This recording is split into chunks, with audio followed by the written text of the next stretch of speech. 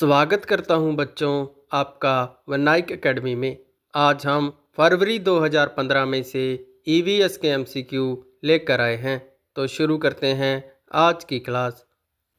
निम्नलिखित में से कौन से प्राथमिक स्तर पर पर्यावरण अध्ययन में आंकलन के लिए उपकरण और तकनीकें हैं?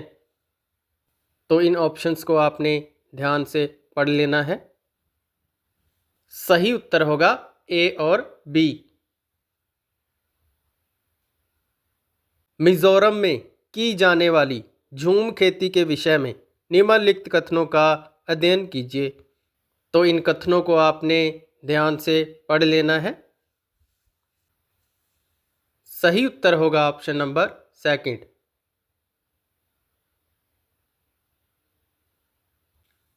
पर्यावरण अध्ययन के शिक्षण में उन प्रक्रिया पर आधारित कौशलों को बढ़ावा दिया जाना चाहिए जो पूछताछ आधारित प्रत्यक्ष अनुभवों के केंद्र बिंदु हैं। निम्नलिखित में से कौन सा एक ऐसा कौशल नहीं है? सही उत्तर होगा ऑप्शन नंबर सेकंड।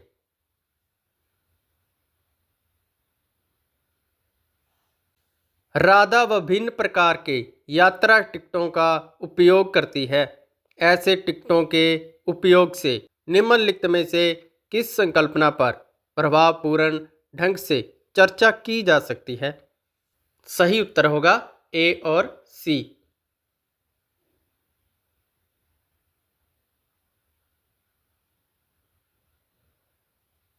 प्राथमिक कक्षाओं के विद्यार्थियों को मानचित्र शिक्षण के लिए निम्नलिखित में से कौन सी युक्ति सबसे अधिक उपयुक्त प्रतीत होती है?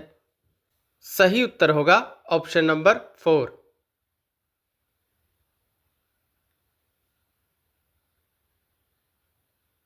कक्षा 5 की अध्यापिका महिका चाहती है कि उसके विद्यार्थी आसपास के पौधों का अवलोकन करें। सार्थक अधिगम के लिए उसे बच्चों को क्या करने के लिए प्रोत्साहित करना चाहिए? सही उत्तर होगा उनकी ऊंचाई, पत्तियों, गंध और उगने के स्थानों में अंतर का अवलोकन करना।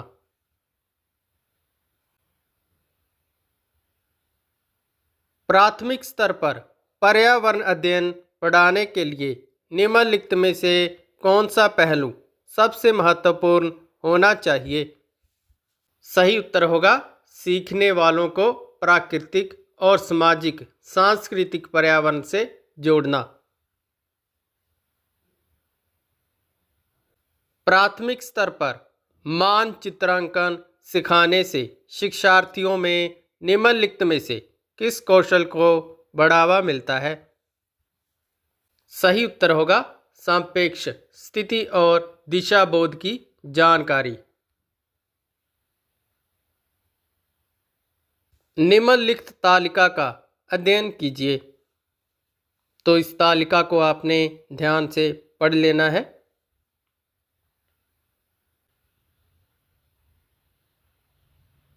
उपरोक्त तालिका का अध्ययन करने के बाद कक्षा 5 के विद्यार्थी देवमीत ने अपनी नोटबुक में यह लिखा।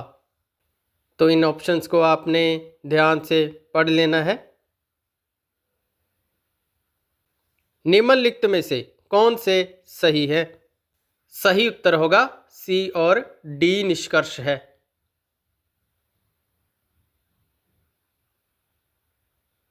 प्राथमिक कक्षाओं में पर्यावरण अध्ययन के लिए निम्नलिखित सभी सामान्य उपागमों का अनुपालन किया जाता है, केवल इसे छोड़कर। तो इन ऑप्शंस को आपने ध्यान से पढ़ लेना है। सही उत्तर होगा केवल डी।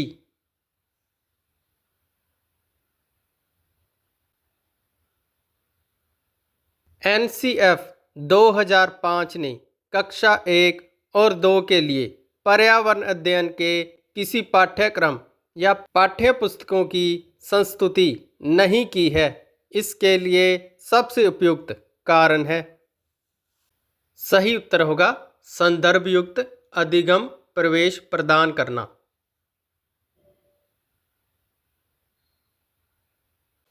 एक अध्यापक को कक्षा 4 के विद्यार्थियों को हमारे देश के भोजन की सांस्कृतिक विविधताएं पढ़ानी है। इस विषय को पढ़ाने के लिए सर्वोत्तम विधि कौन सी होगी? सही उत्तर होगा अपने देश के विभिन्न राज्यों के विभिन्न लोगों द्वारा खाए जाने वाले विविध भोजन के बारे में विद्यार्थियों को एक प्रोजेक्ट देना। यदि हम पक्षियों का अवलोकन करते हैं तो हम यह पाते हैं कि अधिकांश पक्षी अपनी गर्दन अधिकतर हिलाते हैं। इसका कारण यह है कि अधिकांश पक्षियों के नेत्र स्थिर होते हैं और घूम नहीं सकते।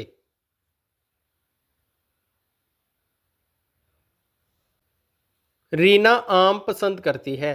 वह इन्हें जाड़े के लिए संरक्षित करना चाहती है।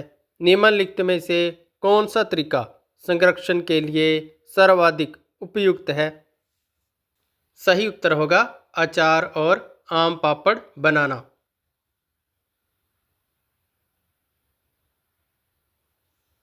केरल के निकटवर्ती राज्य हैं। केरल के निकटवर्ती राज्य हैं कर्नाटक और तमिलनाडु।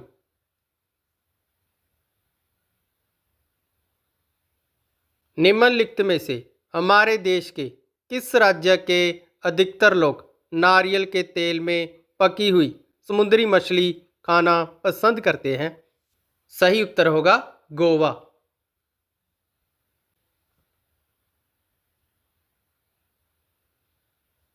निम्नलिखित में से वह कौन सा जानवर है जिसके अगर दांत हमेशा बढ़ते रहते हैं? वह दांतों को बहुत अधिक लंबा ना होने देने के लिए वस्तुओं को काटते कुतरते रहते हैं। सही उत्तर होगा गिलहरी।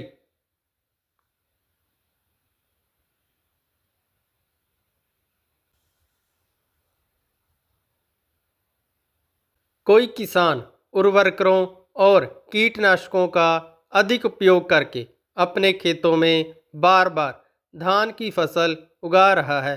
ऐसा करने से उसके खेतों की मिट्टी बंजर हो जाएगी।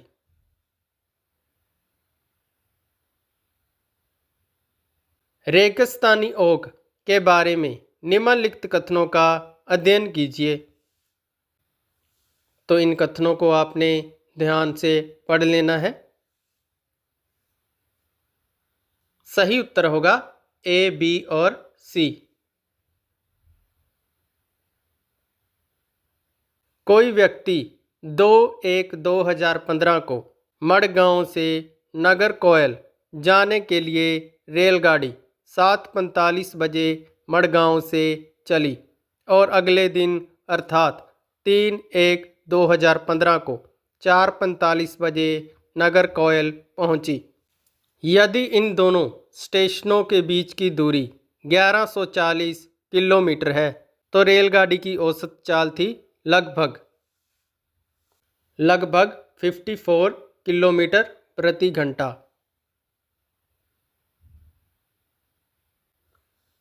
नई दिल्ली में रहने वाला कोई व्यक्ति पहले भोपाल और फिर रांची का भ्रमण करना चाहता है।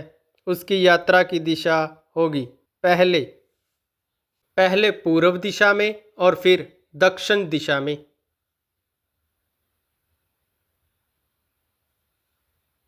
नीचे दिए गए सभी जानवरों में निम्नलिखित में से कौन सी विशेषता पाई जाती है? तो यह जानवर हैं छिपकली, गौरैया, कछुआ और सांप। इनमें यह विशेषता पाई जाती है कि यह अंडे देते हैं।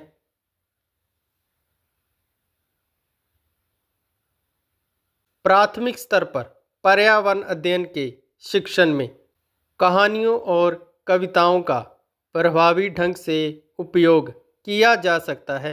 पर्यावरण अध्ययन में इनके उपयोग का मुख्य उद्देश्य है सीखने के लिए संदर्भगत वातावरण प्रदान करना। एक प्राथमिक स्तर की अध्यापिका जलाभाव के विषय पर अपनी कक्षा चौथी के बच्चों को प्रभावपूर्ण तरीके से किस प्रकार आंकेगी, यह पता करके कि उन्होंने अपने दैनिक जीवन में जल की बचत कैसे प्रारंभ की है।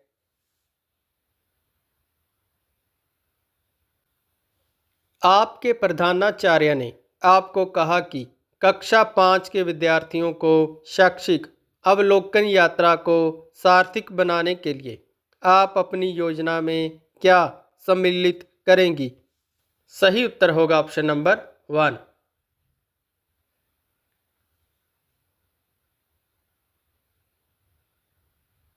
प्राथमिक स्तर पर पर्यावरण अध्ययन के आकलन में निम्नलिखित में से कौन सा एक सांकेतिक उपयुक्त नहीं है। सही उत्तर होगा स्मरण रखना।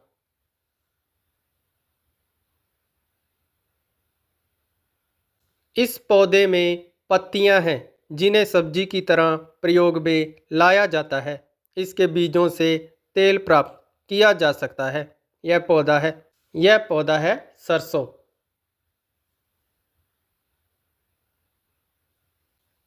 कांसा के बारे में निम्नलिखित कथनों का अध्ययन कीजिए। तो इन कथनों को आपने ध्यान से पढ़ लेना है। सही कथन होगा बी और सी।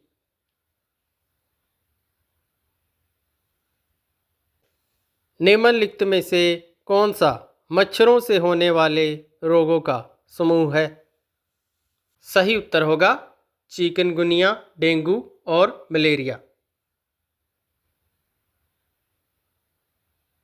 किसी राज्य के मानचित्र के एक सिरे पर यह लिखा था कि scale 1 centimetre equal to 110 metre. यदि इस मानचित्र पर किन्हीं दो शहरों के बीच की दूरी 9.7 सेंटीमीटर मापी जाती है तो इन दोनों शहरों के बीच वास्तविक दूरी है 1.067 किलोमीटर।